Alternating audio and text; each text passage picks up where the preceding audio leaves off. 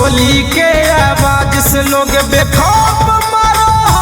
अच्छा खा रही हम तना की सरकार डरो।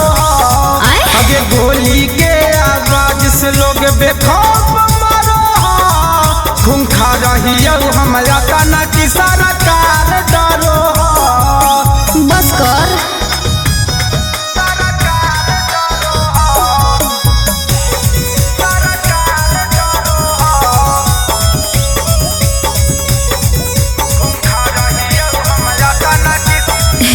सुन का पोह छोड़ा तोरा से मुखिया विधायक एरिया के हम ही तही खाना नाया। अच्छा सुन का पोह छोड़ा तोरा से मुखिया विधायक एरिया के हम ही तही खाना नाया। महाराज ही ओकरा जे तोर टारगेट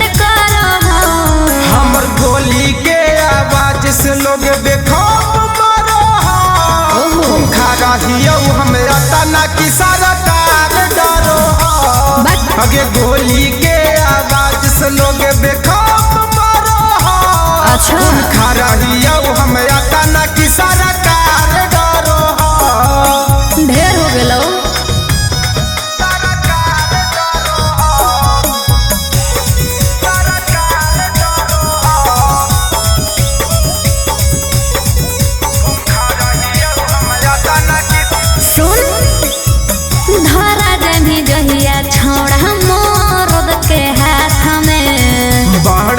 माफिया चले हमारे ही साथ में।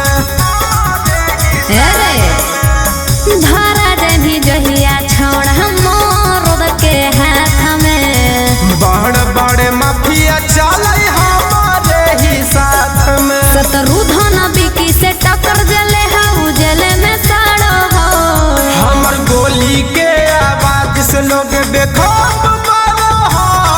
खून खा रही हमरा तना की सरकार डरो। अगे गोली के आवाज से लोग बेखौफ मरो। खून खा रही